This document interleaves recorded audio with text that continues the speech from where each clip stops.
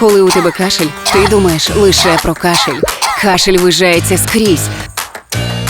Кашель переслідує тебе, підступно пробирається по горлу, аби усе зіпсувати.